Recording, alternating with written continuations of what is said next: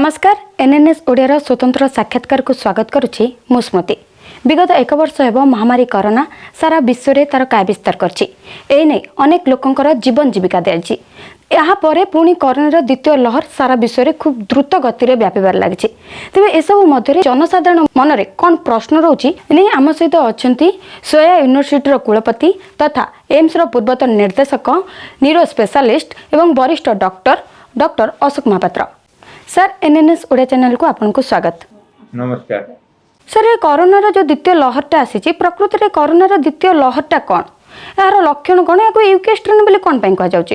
देखो जो महामारी आसे से भूताणु हो पारे कीटाणु हो पारे कौन सी जैविक बैक्टेरिया भाइरस रिकेट्सिया प्लेग बहुत गुड़े महामारी अच्छी मलेरिया होची प्लेग होची पोलियो होची येलो फीवर होची स्वाइन फ्लू होची आफ्रिका रे बहुत गुड़े रोग हुए महामारी जिते महामारी आसे सेते गोटे थर होकरी केते गुड़े महामारी सरी जाए आउ केते गुड़े महामारी बहुत वर्ष रहे जमती आमर मलेरिया गोटे जिनस बहुत वर्ष अच्छी प्लेग बहुत वर्ष अच्छी येलो फीवर अच्छी तापरे रुबेला अच्छी आमर बर्तमान जिका भाइरस आसला एमती अच्छी ये जो महामारीटा आसूची एटा गोटे आरएनए भाइरस होची गोटे छोटिया भूताणु जोटा आमर चाइना रू स्टार्ट होता चाइना ताको भल कर कंट्रोल करा से युहान रहता पूरा पृथ्वी में माड़गला आमे मैंने भाभी जो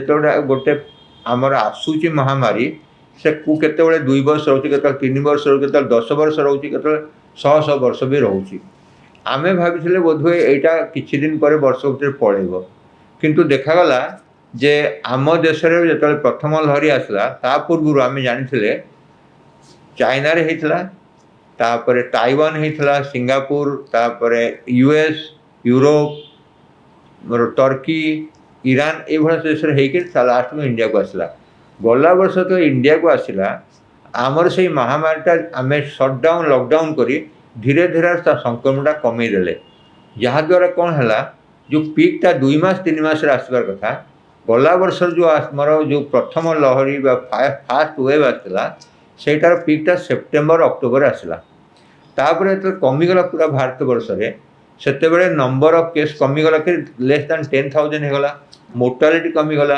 ओडिशा रे मध्य 2 डिजीज को पड़े आसला ओडिशा रे मृतक संख्या पूरा 0 होगला तेणु आमे भाविले आउ कड़े आसबनी ये परिस्थिति जो अक्टोबर नवेम्बर डिसेम्बर है आमे भाविले कोरोना उपर आमे विजय प्राप्त कले किंतु जो जनवरी डिसेम्बर आसला देखले जे पुणी आउ थे यूएसए होची पुणी आउ थे आमर यूरोप रे होची प्रथम है नवेम्बर डिसेम्बर स्टार्ट होगा यूके स्पेन इटली बहुत गुड़े एवं जर्मनी तार पिक चली तेणु आमे देखुचे यही महामारीटा पृथ्वीर डिफरेंट जगार डिफरेंट समय प्रथम वेव द्वितीय वेव तृतीय वेव श्रेणी ब्रिटेन कहते थर्ड वेव आमर काली जदि आपड़ जदि दिल्लीर सीएम को शुणी था सी कहते दिल्ली तो 3टा वेव श्रेणी फास्ट वेव सेकेंड वेव बर्तमान थर्ड वेव चलती आली दिल्ली रे टोटाल संक्रमण की संख्या 117,000 होता आ मृतक संख्या 120 ना 130 होता तेणु बर्तमान जो आमर भारतवर्ष गोटे गोटे मानचित्र देखा ताहले आमर जो द्वितीय लहरीटा आसला केरल स्टार्ट है गला वर्ष भी केरल स्टार्ट होता तापर महाराष्ट्र है बर्तमान महाराष्ट्र तो बहुत मात्रा संक्रमण हो दिन को 50-60 हो हजार तापर गुजरात राजस्थान मध्य प्रदेश छत्तीसगढ़ ओडिशा तेणु आम देखुचे संक्रमणटा गोटे जगह आ गोटे जगह को लगी प्रदेश को आगे जामती गला वर्ष जो आम प्रथम लहरी आसला फास्ट हुए से आम प्रथम सटडाउन कले तापर आमर जो लेबरर मान थिले जो माने दैनिक श्रमिक से माने चलिया को आरंभ कले जो माने सूरत रू आसिले से माने गंजाम को आसिले गंजाम पाखपाखी आमर जो थिला पारलाखेमुंडी एरिया से बहुत होगला और जो माने ओडिशा को फ्लाइट आसिले भुवनेश्वर होगला जो माने बालेश्वर आसिले वेस्ट बेंगल बालेश्वर जाजपुर भद्रक एगुड़ा व्यापिला गला वर्ष संबलपुर और छत्तीसगढ़ सांगे मिसिक एत बेसी नाला तेणु आमर संक्रमणटा बेसी मात्रा अधिक मात्रा थिला आम उपकूल अंचल कारण से ही बाटे आम लोक ଆସୁଥିଲେ। ଏଥରକ ଦେଖାଯାଉଛି ଯେ ସଂକ୍ରମଣ ଯେଉଁ ଦ୍ୱିତୀୟ ଲହରୀ ଆସିଛି ସେଟା କେରଳ, ମହାରାଷ୍ଟ୍ର, ଗୁଜୁରାଟ, ରାଜସ୍ଥାନ, ମଧ୍ୟପ୍ରଦେଶ, ଛତିଶଗଡ଼ ହେଇକି ଓଡ଼ିଶାକୁ ଆସୁଛି। ତେଣୁ ଆମର ସଂକ୍ରମଣଟା ବହୁତ ମାତ୍ରାରେ ଛତିଶଗଡ଼ରୁ ଆସୁଛି। କାରଣ ଛତିଶଗଡ଼ ସହିତ ଆମର 10ଟା ଜିଲ୍ଲା ଅଛି, ସୁନ୍ଦରଗଡ଼ ଟୁ ମାଲକାନଗିରି 10ଟା ଜିଲ୍ଲା ଅଛି। ତେଣୁ ଆଉ ସେଠି ଆମର ସବୁ ଲୋକଙ୍କର ଆଦାନ ପ୍ରଦାନ ଅଛି। ବହୁତ ଲୋକ ଓଡ଼ିଆ ବି କହନ୍ତି ଛତିଶଗଡ଼ରେ, ଆଉ ଛତିଶଗଡ଼ ଭାଷା ମଧ୍ୟ ଆମର ସେଇ ଆମର ଲାଗିଥିବା ଜିଲ୍ଲା ଗୁଡ଼ାକ କହନ୍ତି। ତେଣୁ ବର୍ତ୍ତମାନ ଯେଉଁ ଓଡ଼ିଶାର ପରିସ୍ଥିତି ହେଇଛି, ଯଦି ଆମେ 15-20 ଦିନ ତଳକୁ ଯିବା, ପ୍ରାୟ ଆମର କୋଭିଡ଼ ହସ୍ପିଟାଲ ବନ୍ଦ ହେଇଥିଲା। ଯେତେବେଳେ ନଭେମ୍ବର ଡିସେମ୍ବରକୁ ଓଡ଼ିଶାର କୋଭିଡ଼ଟା ବହୁତ ମାତ୍ରାରେ ସଂକ୍ରମଣ କମିଗଲା, ଲୋକଙ୍କର ମୃତ୍ୟୁଙ୍କ ସଂଖ୍ୟା କମିଗଲା, ସେତେବେଳେ ଡିସେମ୍ବର ପରେ ଆମର କୋଭିଡ଼ ବେଡ଼୍ଟା ବନ୍ଦ ହେଇଗଲା। ଭୁବନେଶ୍ୱରରେ ସମ୍ ହସ୍ପିଟାଲଟି ଗୋଟିଏ କୋଭିଡ଼ ବେଡ଼୍ ଥିଲା ହସ୍ପିଟାଲ, ଯେଉଁଠି 250 ପେସେଣ୍ଟକୁ ଆମେ ନେଉଥିଲେ, ବେଡ଼୍ ଥିଲା। ବର୍ତ୍ତମାନ ଯେମିତି ସଂକ୍ରମଣ ବଢ଼ିଲା, ଗଲା 2-3 ସପ୍ତାହ ଭିତରେ ସେ ସଂକ୍ରମଣ ଆଜିକି ଦିନରେ 3000 ପାଖାପାଖି ପହଞ୍ଚିଗଲେଣି। 3100 ଅଛି, କାଲି 2900 କେତେ ଥିଲା। ତେଣୁ ଆମେ ଦେଖୁଛେ ପ୍ରତିଦିନ କିଛି ନା କିଛି ସଂଖ୍ୟା ବଢ଼ୁଛି, ଆଉ ମୃତଙ୍କ ସଂଖ୍ୟା ମଧ୍ୟ ବଢ଼ୁଛି। ଯଦି ଆମେ ଲକ୍ଷ୍ନୌ ଦେଖିବା, 3ଟା କାରଣ ହେଲା। ଏକ ତ ଗୋଟିଏ ଯେଉଁ ଲହରୀ ଆସିଲା ସେଥିରେ ଆମେ ସଟ୍ଡାଉନ୍ ଲକଡାଉନ୍ କରିନେ ଲୋକଙ୍କର ମୁଭମେଣ୍ଟ ଥିଲା, କାରଣ ଆମେ ଜୀବିକା ଆଉ ଜୀବନ ବଞ୍ଚାଇବା ପାଇଁ ଗୋଟେ ବାଲାନ୍ସ କଲେ। ମହାରାଷ୍ଟ୍ର ଆମେ ଦେଖିଲେ କୌଣସି ଜିନିଷ ଆମର ଲୋକମାନେ ମାନୁନଥିଲେ, ଲୋକମାନେ ବହୁତ ଜାଗା ଏକତ୍ରିତ ହେଉଥିଲେ। ସେ ଇଲେକ୍ସନ୍ ରାଲି ହେଉ, କ୍ରିକେଟ୍ ମ୍ୟାଚ୍ ହେଉ, କିମ୍ବା ଧର୍ମସ୍ଥଳ ହେଉ, କିମ୍ବା କୁମ୍ଭ ମେଳା ହେଉ, କିମ୍ବା ବାହାଘର ବ୍ରତଘର ହେଉ, କି ଭୋଜି ଭାତ ହେଉ, ସବୁଥିରେ ଲୋକ ଯାଉଥିଲେ। ତେଣୁ ଲୋକମାନଙ୍କର ଦୁଇଟା ଜିନିଷ ଲୋକଙ୍କୁ କନଫିଡେନ୍ସ ଦେଲା ଯେ ସରକାର ଆଉ ସଟ୍ଡାଉନ୍ କରୁନାହାନ୍ତି, ତେଣୁ ଆମର କଣ୍ଟ୍ରୋଲରେ ଅଛି। ଦ୍ୱିତୀୟ ଜିନିଷ ହେଲା ଆମ ପାଖରେ ଟୀକା ଆସିଲେଣି, ଆମେ ଟୀକା ନେଇଗଲୁଣି, ଟୀକା ଦ୍ୱାରା ଆଉ କିଛି ହେବନି। ତୃତୀୟ ଜିନିଷ ହେଲା ଆମର ମଧ୍ୟ ଆଣ୍ଟିବଡ଼ି ପ୍ରଡକ୍ସନ୍ ହେଇଗଲାଣି, ଯାହାକୁ ଆମେ ହାର୍ଡ଼ ଆଣ୍ଟିବଡ଼ି କହୁଛେ। ଏଇ 3ଟା ଜିନିଷ ହେଉଛି ଆମର ଭୁଲ ହେଇଗଲା। ପ୍ରଥମ ଭୁଲ ହେଲା ଯେ ସରକାର ସଟ୍ଡାଉନ୍ କରୁନାହାନ୍ତି, ଯେ କରୋନା କଣ୍ଟ୍ରୋଲ ହେଇଛି। ସରକାର ସଟ୍ଡାଉନ୍ କି ଲକଡାଉନ୍ କଲେନି, କାରଣ ଆମ ଗରିବ ଲୋକ ସବୁଥିରୁ ବେଶୀ ଆଫେକ୍ଟେଡ୍। ଆଉ ଆମର କୁହାଯାଉଛି, IMF, ୱାର୍ଲଡ ବ୍ୟାଙ୍କ କହୁଛି ଯେ ଲକଡାଉନ୍ ସଟ୍ଡାଉନ୍ ଦ୍ୱାରା ଆମ ଭାରତବର୍ଷରେ ଆହୁରି 15% ଲୋକ ବିଲୋ ପଭର୍ଟି, ଗରିବ ରେଖା ସୀମା ତଳକୁ ପଳେଇଲେ। ଆଉ କେତେଜଣ ଅମିର ଲୋକ ଆହୁରି ବହୁତ ଅମିର ହେଇଗଲେ। ତାମାନେ ସେନ୍ସସ୍ ବଢ଼ିଲା, ରିଚ୍ ଲୋକ ରିଚ୍ ହେଇଗଲେ, ପୁଅର ଲୋକ ପୁଅର ହେଇଗଲେ। ଆଉ ବହୁତ ଗୁଡ଼ିଏ ଲୋକଙ୍କର ନୌକରି ପଡ଼ିଲା, ତାଙ୍କ ଜୀବନ ତ ବଞ୍ଚେଇ ଦେଲେ, କିନ୍ତୁ ଜୀବିକା ଅର୍ଜନ ପାଇଁ ପଇସା ନଥିଲା। ତେଣୁ ଆପଣ ଦେଖିବେ ବହୁତ ଲୋକ ଫୁଟପାଥରେ ସବଜି ବିକୁଛନ୍ତି, ଫଳ ବିକୁଛନ୍ତି, ମାଛ ବିକୁଛନ୍ତି, କାରଣ ଦେର୍ ଇଜ୍ ନୋ ଆଉ କିଛି ଅଲ୍ଟରନେଟିଭ୍ ନାହିଁ ଏ ବର୍ଷ। ତେଣୁ ସେଇଭଳିଆ ପରିସ୍ଥିତିକୁ ଆଭଏଡ଼ କରିବା ପାଇଁ ସରକାର ଲକଡାଉନ୍ ସଟ୍ଡାଉନ୍ କଲେନି। ୟାଦ୍ୱାରା କ'ଣ ହେଲା, ଲୋକଙ୍କର କନଫିଡେନ୍ସ ଆସିଲା ଯେ ବୋଧେ ଏତେ ବର୍ଷର ସଂଖ୍ୟା କମ୍, ଆଉ ଆମେ ମଧ୍ୟ ବୋଧେ କଣ୍ଟ୍ରୋଲ ହେଇଯାଇଛି। ଦ୍ୱିତୀୟ ଜିନିଷ, ଆମେ ଭ୍ୟାକ୍ସିନ୍ ଦେଲେ, ଭ୍ୟାକ୍ସିନ୍ ଦେବା ଦ୍ୱାରା ଗୋଟେ ଫଲ୍ସ ଆସ୍ୟୁରାନ୍ସ, ଆମେ ଠିକ୍ ହେଇଗଲୁ। ତୃତୀୟ, ଆମେ ବାରମ୍ବାର କହିଲୁ ଯେ ଆମ ଦେଶରେ ହାର୍ଡ ଇମ୍ୟୁନିଟି ବଢ଼ିଯାଉଛି। କିଏ କହିଲା ଦିଲ୍ଲୀରେ 30% ହେଇଗଲି, ବମ୍ବେରେ 50%, ଓଡ଼ିଶାରେ 20-28% ହେଲାଣି। ତ ଆମେ ଆମର ଇମ୍ୟୁନିଟି ଅଛି, ଆମ ସରକାର ଲକଡାଉନ୍ ସଟ୍ଡାଉନ୍ କରୁନାହାନ୍ତି, ଆମେ ତ ଟୀକା ନେଇଗଲୁଣି। ଲୋକ କ'ଣ ଭାବୁଛନ୍ତି, ଟୀକା ନେଲା ଦ୍ୱାରା 100% ନିରାପଦ ନୁହେଁ। କାରଣ ଆମେ ବାରମ୍ବାର କହୁଛେ ଟୀକାଟାର ସକ୍ସେସ୍ ରେଟ୍ ହେଉଛି 70-90%। ତାମାନେ ଆହୁରି 10%-30%କୁ ହେଇପାରିବ ଯେଉଁମାନେ ଟୀକା ନେଇକରି ମଧ୍ୟ ରୋଗ ହେଇପାରିବ। ପ୍ରଥମ ସାର୍, ଆମେ ଯେଉଁ କରୋନା ଭ୍ୟାକ୍ସିନ୍ ନେଉଛେ, କରୋନା ଭ୍ୟାକ୍ସିନ୍ ନେଲା ପରେ ପୁଣି କ'ଣ କରୋନା ଆକ୍ରାନ୍ତ ହେଉଛି କି? କରୋନା ଆଫେକ୍ଟ କରୁଛି କି ଆମକୁ? ଯଦି ଆଫେକ୍ଟ କରୁଛି, ତାହେଲେ ଆମେ କ'ଣ ଏଥିପାଇଁ ପୁଣି ଆଉ ଥରେ ଭ୍ୟାକ୍ସିନ୍ ନେଇପାରିବା କି? ଦେଖନ୍ତୁ, 2ଟା ଜିନିଷ। ଟୀକା ନେବା ଦ୍ୱାରା ଆମେ କ'ଣ କରୁଛେ, ଆମ ଶରୀରରେ ଆଣ୍ଟିବଡ଼ି ପ୍ରଡକ୍ସନ୍ ହେଉଛି। ଆମେ ଯଦି ସାଇଣ୍ଟିଫିକାଲି ଦେଖିବା ଯେ ସବୁ ଲୋକ ଯେ ଟୀକା ନେଉଛି, ଯଦି ସେ ଆଣ୍ଟିବଡ଼ି ଟେଷ୍ଟ କରିବା, ଆଣ୍ଟି ଯଦି ବହୁ ମାତ୍ରାରେ ଅଛି, ତାହେଲେ ହୁଏତ ତାକୁ ରୋଗ ହେବନି, କିମ୍ବା ହେଲେ ମଧ୍ୟ ତା'ର ପ୍ରକୋପଟା ବେଶୀ ହେବନି, ସେ ଆଇସିୟୁକୁ ଯିବନି, କି ତା'ର ମରିବାର ଚାନ୍ସ ବହୁତ କମ୍। କାରଣ ଆମେ କ'ଣ କରୁଛେ, କୋଭିଡ଼ ପେସେଣ୍ଟ ପ୍ଲାଜମା ନେଇକି ଦେଇ ଦେଉଛେ, ଆଣ୍ଟିବଡ଼ି ଦେଉଛେ। ତେଣୁ ଆଣ୍ଟିବଡ଼ିର କାରଣ ହେଲା ଯେ ସେ ରୋଗ ହେବାକୁ ଦେବନି, ହେଲେ ମଧ୍ୟ ସିରିୟସ୍ ହେବାକୁ ଦେବନି। ତେଣୁ ଆଣ୍ଟିବଡ଼ିର ରୋଲ୍ ବହୁତ ଇମ୍ପୋର୍ଟାଣ୍ଟ। କିନ୍ତୁ ଆମେ କେମିତି ଜାଣିବା କାହାର କେତେ ଆଣ୍ଟିବଡ଼ି ହେଲା? ସବୁ ହ୍ୟୁମାନ୍ ବିଙ୍ଗ ସେମ୍ ନୁହେଁ। ଯେମିତି ଆମର ଡାରୱିନ୍ ଥିଓରି କହୁଛି ଯେ ଆମର ସମସ୍ତେ ଅଲଗା ଅଲଗା, ଜେନେଟିକାଲି ଅଲଗା, ବିହେଭିୟରାଲ ଅଲଗା, ବାୟୋଲୋଜିକାଲି ଅଲଗା। ଆଉ ଆମ ମେଡ଼ିକାଲ ସାଇନ୍ସଟା ମ୍ୟାଥମେଟିକ୍ସ ଫିଜିକ୍ସ ନୁହେଁ ଯେ 2 × 2 = 4 ହେବ, ସେମିତି କିଛି ନାହିଁ। ତେଣୁ ଆମେ ଯେଉଁ ଭାବୁଛେ ଟୀକା ନେଇଗଲେ ଆମେ ସମସ୍ତେ 100% ବିପଦରୁ ବାହାରି ଆସିବ, ସେଇଟା ନୁହେଁ। ଯେଉଁ 10-30% ବିପଦ ଅଛି, आमे किमी जानिबा से 10% किए आसीबो। तेणु आमे टीका नेला परे मध्य कोविड रो नियमावली सबू मानिबा, गाइडलाइंस अच्छी, मास्क पिंधिबा, 6 फुट डिस्टेंस मेंटेन करिबा और एकत्रित हबानी। बर्तमान सरकार मध्य ओडिशा रे बहुत कटकणा कले। आमर जो जिला गुड़ाक लागिक अच्छी छत्तीसगढ़ तार वीकेंड सटडाउन करदे, कर्फ्यू करदे, नाइट कर्फ्यू 6टा 6टा करदे। किंतु लोक जो नियम न मानिबे, अमानिया हेबे, पुलिस भी कौन करिवो? आमे जानते पुलिस ऊपर मध्य लोकंकर बहुत राग, जो मैंने मास्क पिंधु नांती से पुलिस को मिसबिहेव कर, पुलिस सहित बाड़िया बाड़ी भी आरंभ कर दौरान।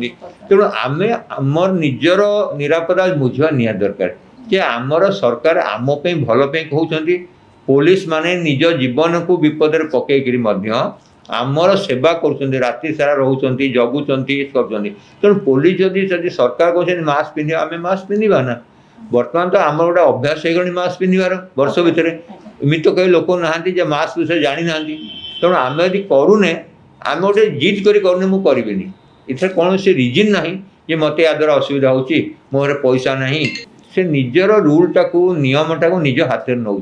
तेणु पुलिस तापर कटकणा रखा दरकार। आ इथर पुलिस किसी भूल ना। प्रथम आम कही आसचे कोरोना गोटे हूँ श्वास जनित रोग, जो थे आमर प्रथम गला खराब हम, काश कफ हम, छिंक हम, तापर से जो भूताणुटा आमर फफड़ा भितर को लंग्स भर पड़े निमोनिया करिवो। किंतु आमर सेतबेले देखाला, सेतबेले लोकंकर टेस्ट भी पड़ोची, स्मेल भी पड़ोची, आ केते मात्रा मध्ये आमे देखुचे जे लोकंकर डायरिया, वोमिटिंग, नसिया बेले होची। ता माने पेट भितर रोग, पेट जनित रोग होची, श्वास जनित रोग होची। ताबे तो सीरियस होचंती, तांकर अन्य सिस्टम को अफेक्ट करूची, जाको आमे कहूचे साइटोकाइन स्टॉर्म। कारण जेतेबेले लोकटा बहुत सीरियस होची, ता बॉडी रे एंटीजन एंटीबॉडी बहु मात्रा प्रोडक्शन होची, तार सब ब्लड वेसल ब्लड नहीं होची, तो किडनी काम करनी, लिवर काम करनी, लंग्स काम करनी। यही भाया परिस्थिति रे सेमाने सब होती मल्टी ऑर्गन फेल्योर के मरुचंती। जिमती आमर बेसी रेस्पिरेटरी फेल्योर मरुचंती, कारण जो लंग्स रे आमर कोरोना भाइरस बेसी मात्रा संक्रमण करुच्ची, ता निमोनिया कहूँ आम कोविड निमोनिया। जिते लंग्सटा 80 to 90% डैमेज होउची, ताहले से बंचवार चांस नहीं। कारण तार निश्वास जिते ऑक्सीजन देले बॉडी तक ऑब्जर्व करनी। जे कोविड निमोनिया रे कौन होची, आमे तो ग्रेडिंग करुचे सीटी स्कैन रे 1 to 25 grading, CT scan grading, जोटा आगुर नथिला। एक कोविड पे भी हैला। जो मानकर 10 टू कम अच्छी ग्रेडिंग रे, से आमे कहचे लंग्सटा गोटे ग्रेड 1 इनवॉल्वमेंट, माने एते सीरियस नहीं। जो माने 10 रु 15 आमे मॉडरेटली सीरियस कहचे निमोनिया अच्छी, किंतु चेष्टा कले भल हो जिवे। जो माने 15 ऊपर कि 20 ऊपर गले तांको बंचा बहुत कष्ट। तांको वेंटिलेटर लेबे, सबू मेडिसिन देबे, रेमडेसिविर देबे, फ्लाविपिर देबे, फ्लाविफ्लू देबे, जहाँ मेडिसिन दियंतु तो बंचा कष्ट होची। तेणु आमर डिपेंड करुच्ची जो आम जो कोविड रे आक्रांत होची, आमर सिम्पटम अच्छी कि नहीं। सिम्पटम अच्छी तो केते सीरियस सिम्पटम अच्छी, माइल्ड सिम्पटम थे घरे ट्रिटमेंट करेंगे। तापी विटामिन सी, सेट्रिजिन नेबे, बॉडी एक पैरासिटामोल नेबे। तेणु जो गुड़ाक विटामिन सी, पैरासिटामोल, सेट्रिजिन जोटा ऑर्डिनरी फ्लू आम निए, आम बॉडी एक हो ज्वर होम ना तेम व्यस्त हबार ना। जो मानक देखले ऑक्सीजन सैचुरेशन कम होची, आम सस्पेक्ट करिया बोधे लंग्स को धरले। आम कहूँ रोगटा ब्रेन हार्ट को धरदेला, ब्रेन को धरदेला, तामाने it is affecting the respiratory system. जदि एटा लंग्स को पलाउची, आम ऑक्सीजन सैचुरेशन कमी जीवो। को सिचुएशन हम जो मैंने हाई रिस्क, मोटापा थी, डायबिटीज थी, ब्लड प्रेशर थी, ओल्ड एज थी, कैंसर ट्रीटमेंट थी, आजमा थी, मैंने बहुत स्मोक करुवे, यही चांसेस होची ऑक्सीजन सैचुरेशन कमी जाओ। कारण तांका आगुरु यही कोविड हवा आगुरु तांकर लंग्स रो नॉर्मल सिचुएशन नाही। जो मानकर नॉर्मल सिचुएशन अच्छी से माने कोविड रो इन्फेक्शन को स्टैंड करि परिबे। जो मानकर लंग्सटा आगुरु वीक अच्छी कौन सी कारण रु सेतबेले कोविड निमोनिया होची, से सेटा को टॉलरेट करि पारनांती, तांको बॉडी सेटा को टॉलरेट करूनी। तो से जल्दी तांकर निश्वास रे असुविधा होची, छाती दर्द हबो, निश्वास नबार असुविधा हबो। आ जदि आमे गोटे ऑक्सीजन टेस्ट करिया घरे छोटिया मेसीन टे लगे ऑक्सीमीटर, तो लगे जे आमर ऑक्सीजन सैचुरेशन कमी गला। नॉर्मली आमे कहूचे जे गोटे भल मनीष, सुस्थ मनीषर ऑक्सीजन सैचुरेशन 95 अबव हवा दरकार।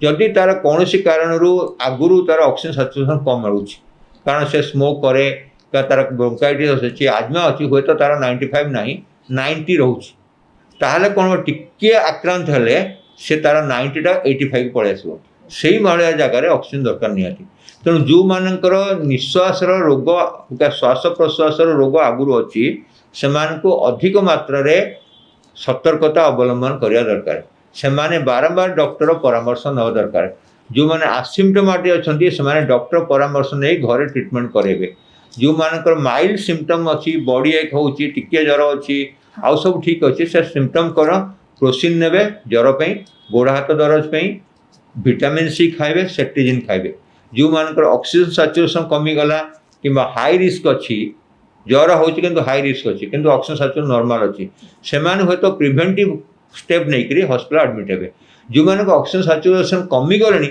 आईसीयू जा दरकार तेणु आमर जो यही रोगटी ये परिस्थिति करी बर्तमान क्वेश्चन है कि आजिकल जो सेकेंड लहरी आसी द्वितीय लहरी आसी आउ कौन सिम्पटम हो आखि लाल हो पेटरे दरज हो तेणु पेट दरज गोटे नुआ झाड़ा वोमिटिंग डायरिया होची वोमिटिंग होची सर जने साधारण लोके एमिति कौन सिम्पटम देखिले से जानि परिबो जे ताको कोरोना रे द्वितीय लहर बा यूके स्ट्रेन हेची बोली देखो जार सिम्पटम अच्छी से निश्चय डॉक्टर परामर्श नब कारण आम कहूने जे सबू फ्लू गुड़ाक कोरोना कि सबू काश कफ कोरोना कि सबू ज्वर कोरोना किंतु जदि आम परामर्श न नवा आम खाली से दवानी तार देखा तार से कौन कोरोना पेसेंट कंटाक्ट आसी कॉलोनी रे कोरोना प्रभाव अच्छी कि जो जो बिल्डिंग रोचे से बिल्डिंग केते कोरोना अफेक्टेड अच्छा घरे किए कोई हाई जोन रु रेड जोन रु से आसुँच कि तेणु आम खाली जो डॉक्टर पाक जाऊे से डॉक्टर बहुत गुड़े क्वेश्चन पचार जानूँ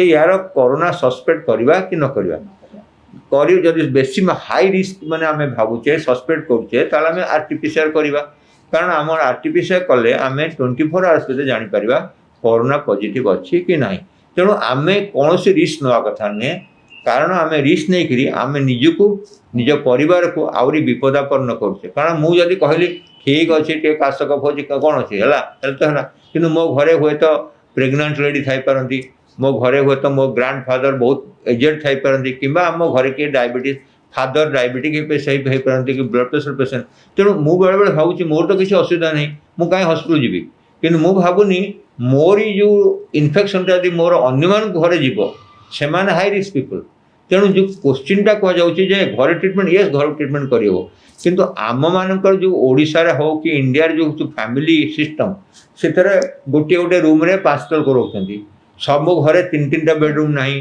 क्या घरे गोटे बेडरूम क्या जोड़े बेडरूम क्या गोटे टॉयलेट गोटे जगह बस टीवी देखिए गोटे जगह बस खाइबे तेणु होम आइसोलेशन जो मात्रा रे आमर फैसिलिटी दरकार ता छड़ा मानसिक स्तर दरकार से आमर ना मानसिक स्तर में आम घरे बसले माने एकाठी बसवा एकाठी गप मारिबा एकाठी टीवी देखा ता छड़ा फैसिलिटी है इनफ्रास्ट्रक्चर है जे गोटे लोक गोटे रूम में रखिए तार से रूम आउ कहीं पशुनि ता टॉयलेट सेट थी ता लुगापटा आउ कहीं टच करेंगे ता खाଇବା बर्तन से सफा कर रखिबो से घर कहीं पशिबेनी यही भाया स्ट्रिक्ट क्वारंटाइन हेले होम आइसोलेशन हो पार नहले ज्यादा तो मुझे भावुँ आम देश में आम राज्य में होम आइसोलेशन होची संख्या बढ़िबार आ गोटे कारण जमी हॉस्टेल गोटे रूम 5टा अच्छा ना सेमती गोटे घरे यदि 5 जन लोग अच्छा जन घर तो आज जन हो ना जमी गला वर्ष आम देखिले बॉम्बे धारावी जो गोटे गोटे गोटे जुगी है माने अन्य जुगी माड़ तेणु आमको यहाँ बहुत सतर्कता अवलंबन करा साधारण लोक छाड़देले जो मैंने छोट छुआ कि हार्ट पेसेंट कि डायबिटीज पेसेंट रोचंती ये कोरोना स्ट्रेनटा केते जल्दी अफेक्ट कर जल्दी अफेक्ट कर बॉडी एमती को पार्ट को अफेक्ट कर क्रिटिकल सिचुएशन को नहीं जाउची देखो आम तो प्रथम कहूँ पिला माने बहुत कम आक्रांत होती आ पिला मानकर मृतकर संख्या गला प्रथम लहर रे गला वर्ष भितर मुझे स्टडी कली कि पिला मानकर संख्या बहुत कम थिला पिला मानकर मृतक संख्या बहुत कम थिला तेणु जो मैंने सीनियर सिटीजन से होती पिला मान तुलन में प्राय 50 टाइम्स मोर प्रोन ताने 50 गुणा अधिक रिस्क होची सीनियर सिटीजन और हाई रिस्क जो मान कोमॉर्बिडिटी अच्छी डायबिटीज ब्लड प्रेशर सब अच्छी आप पचारे पिला मानकर कौन रिस्क अच्छी पिला निश्चय रिस्क अच्छी किंतु पिला मानकर रिस्क आडल्ट भाग कम अच्छी जो मान डायबिटीज की ब्लड प्रेशर अच्छी ସେମାନେ ଦେଖିବେ ଯଦି ଡାଇବେଟିସ୍ କଣ୍ଟ୍ରୋଲ ନାହିଁ, ଯଦି ସେମାନେ ରେଗୁଲାର ଡାଇବେଟିସ୍ ଟ୍ରିଟମେଣ୍ଟ ନେଉଥିଲେ, ଡାଇବେଟିସ୍ କଣ୍ଟ୍ରୋଲ ଅଛି, ତାଙ୍କର ସିଷ୍ଟମରେ ଆଉ କିଛି ଫେଲିୟର ନାହିଁ, କିଡନୀ କାମ କରୁଛି, ଲିଭର କାମ କରୁଛି, ଲଙ୍ଗସ୍ କାମ କରୁଛି, ଅକ୍ସିଜେନ୍ ସାଚୁରେସନ୍ କିଛି ଅଛି, ତାହେଲେ ତାଙ୍କର ରିସ୍କ ଏତେ ମାତ୍ରାରେ ବଢ଼ିବନି। କିନ୍ତୁ ଯଦି ଡାଇବେଟିସ୍ ଅଛି, ବ୍ଲଡ଼ ପ୍ରେସର ଅଛି, କିନ୍ତୁ ସେ ନିଶ୍ୱାସ ନେଇପାରୁନି, ତା ହାର୍ଟଟା ପୁରା ମାତ୍ରାରେ କାମ କରୁନି, ତାକୁ ଯଦି ଇକୋକାର୍ଡ଼ିଓଗ୍ରାମ ଯଦି ଆଗରୁ ହେଇଥିବ ତେଜ ହାର୍ଟଟା 80% 70% କାମ କରୁଛି, ଦ୍ୟାଟ୍ ମିନ୍ସ ତାର ସିଷ୍ଟମ ଅଲରେଡ଼ି ୱିକ୍ ହେଇଯାଇଛି। ଆଉ ଯେତେବେଳେ କୋଭିଡ଼ ହେବ ସେ ସିଷ୍ଟମକୁ ଆହୁରି ୱିକ୍ କରିଦେବ। ତେଣୁ ଯେଉଁମାନଙ୍କର ଜାଣିଛନ୍ତି, ମନେକର ଜଣେ ଲୋକ ଡାଇବେଟିସ୍ ବ୍ଲଡ଼ ପ୍ରେସର, ତାର ହାର୍ଟ ବିଲକୁଲ 100% ଫିଟ୍ ଅଛି, ବ୍ଲଡ଼ ସର୍କୁଲେସନ୍ ଠିକ୍ ଅଛି, କିଡ଼ନୀରେ କିଛି ଡ୍ୟାମେଜ୍ ନାହିଁ, ତାହେଲେ ତାକୁ ଯେତିକି କରୋନା ଆଫେକ୍ଟ ନ କରିବ, ଯେଉଁ ଲୋକଟାର ଅଲରେଡ଼ି ସିଷ୍ଟମ ୱିକ୍ ହେଇଛି ତାଠୁ ବେଶୀ ଆଫେକ୍ଟ କରିବ। ଆଉ ସବୁ ଲୋକ ଜାଣିଛନ୍ତି ଯେଉଁ ରୋଗରେ ସେମାନେ ଆକ୍ରାନ୍ତ ହେଉଛନ୍ତି ତାଙ୍କୁ କେତେ ମାତ୍ରାରେ ତାଙ୍କର ଶରୀର ଦୁର୍ବଳ ହେଇଯାଇଛି, କିଡନୀ କେତେ ଦୁର୍ବଳ ଅଛି, ଲିଭର କେତେ ଦୁର୍ବଳ ଅଛି, ହାର୍ଟ କେତେ ମାତ୍ରାରେ କାମ କରୁଛି। ଯେଉଁମାନଙ୍କର 10 ବର୍ଷ 15 ବର୍ଷ ହେଲା ଡାଇବେଟିସ୍ ବ୍ଲଡ଼ ପ୍ରେସର, ସେ ନିଶ୍ଚୟ ଜାଣିଛନ୍ତି। ଯଦି ଜାଣିନଥିବେ ତାହେଲେ ଅସୁବିଧା। ତେଣୁ ଆପଣ ଯେଉଁ ପଚାରିଲେ ଯଦି ଡାଇବେଟିସ୍ କି ହାର୍ଟ ପେସେଣ୍ଟ ହେଇଥିବ କେତେବେଳେ ସସ୍ପେକ୍ଟ କରିବା, କେତେବେଳେ ହାଇ ରିସ୍କ, ଯେଉଁମାନଙ୍କର ସିଷ୍ଟମ ଆଗରୁ ୱିକ୍ ଅଛି, ଯେଉଁମାନଙ୍କର ଅକ୍ସିଜେନ୍ ସାଚୁରେସନ୍ ଠିକ୍ ହେଉନି, ଯେଉଁମାନଙ୍କ କିଡନୀ ଡ୍ୟାମେଜର କିଛି ସିମ୍ପଟମ୍ସ ଅଛି ଆଗରୁ, ଯେଉଁମାନଙ୍କର ହାର୍ଟ 100% ଜାଗାରେ 60% କାମ କରୁଛି, ସେମାନେ ବଞ୍ଚିଛନ୍ତି, କିନ୍ତୁ ଯେତେବେଳେ ଷ୍ଟ୍ରେସ୍ ସିଚୁଏସନ୍ ଆସିବ ତାଙ୍କ ହାର୍ଟ ପୁରା ଲୋଡ୍ ନେବନି। ତେଣୁ ଏଇଟା ବହୁତ ଇମ୍ପୋର୍ଟାଣ୍ଟ।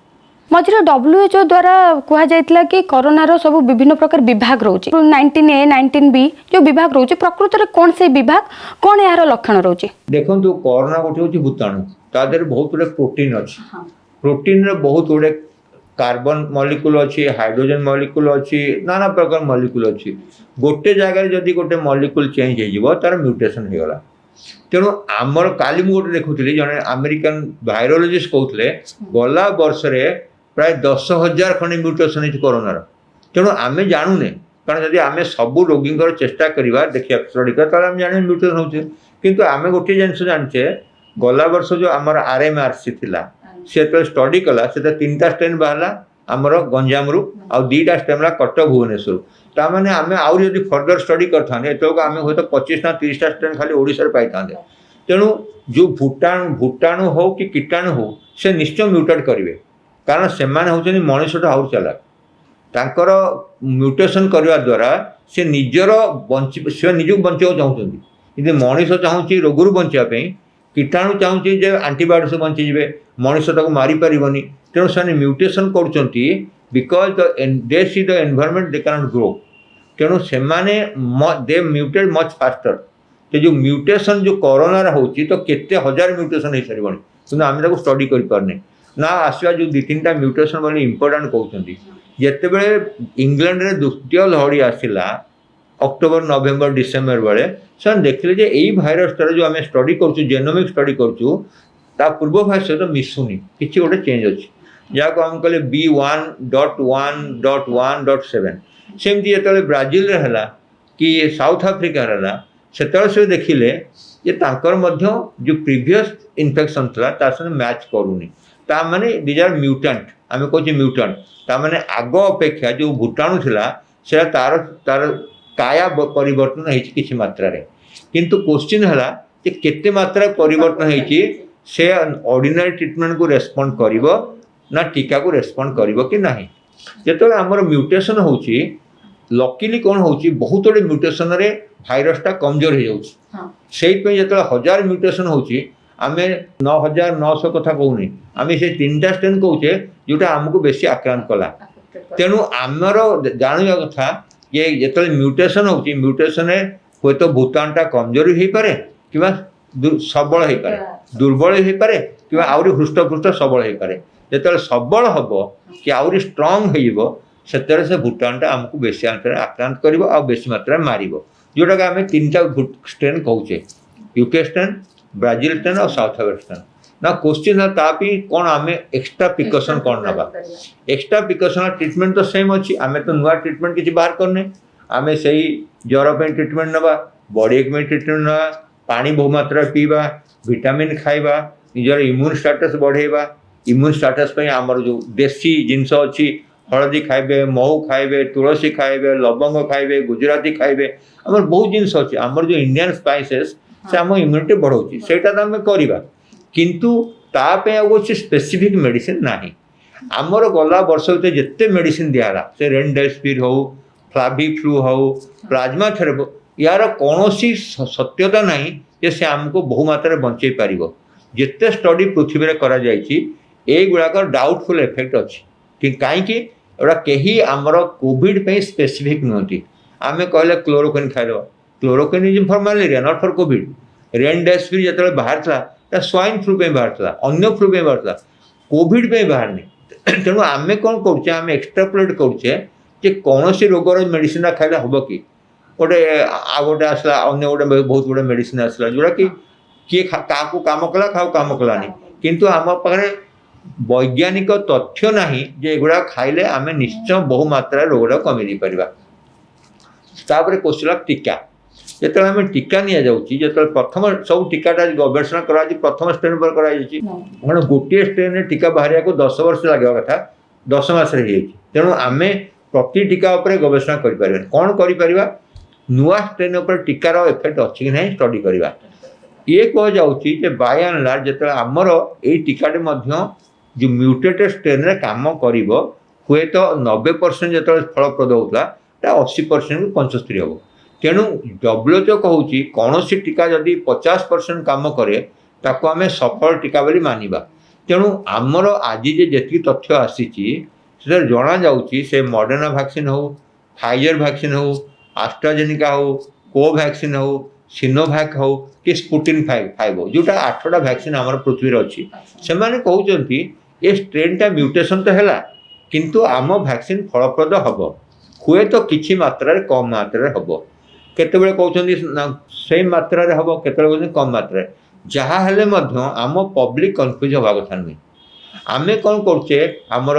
प्रिंट मीडिया मध्यम इलेक्ट्रोनिक मीडिया आम लोक कन्फ्यूज कर दूचे आम एत इनफर्मेशन दौचे प्रतिदिन प्रति सप्ताह नुआ नुआ इनफर्मेशन आसूची आ लोक कन्फ्यूज होती मु आपन चैनल माध्यम कहबी आमको टीका नवा निहाती दरकार आम टीका द्वारा निजको निज परिवार को निज समाज को बंचे पारिबा WHO कहूँ 50% वैक्सीन अधिका फलप्रद तेणु आम चिंता करवानी जे को वैक्सीनटा 80 कि कोविशील्ड 70 कि स्पुटनिक 90 एगुड़ा मोटे चिंता करा दरकार नहीं वैक्सीन दिखाई वैक्सीन नवा जो वैक्सीन कहूँ थरे ने आम देह आंटीबॉडी आम थरे नवा जो वैक्सीन कहूँ दिथर ना दिथर नवा वैक्सीन नेले आंटीबॉडी प्रोडक्शन प्राय 40 to 50 दिन लगे तेणु आम कहबानी आज टीका नेली काली सब बुलबी वैक्सीन रे आंटीबॉडी हैला परे मध्य जन को कोविड हो पार तेणु आंटीबॉडी प्रोडक्शन रो प्रथम कारण है आमको रोग हेनी किंबा रोग हेले आमको सीरीयस हबानी किंबा सीरीयस हेले आम मरवानी तेणु टीका नहीं आम केबे 100% निजको सेफ करि परिबानी टीका नबा संगे संगे मध्य कोविड रो नियमावली मानिबा मास्क पिंधिबा सोशल डिस्टेंस मेंटेन करवा आउ एकत्रित हबानी से जो प्रिंसिपलटा अच्छे आमको मानिया पड़ो। धन्यवाद सर आमको आम एनएनएस ओडिया टीम को आपनकर बहुमूल्य समय देथिबारु एवं कोरोना रो जो सेकेंड लहर अच्छी ता विषय सविशेष आलोचना करथिबारु आपनको अशेष अशेष धन्यवाद नमस्कार।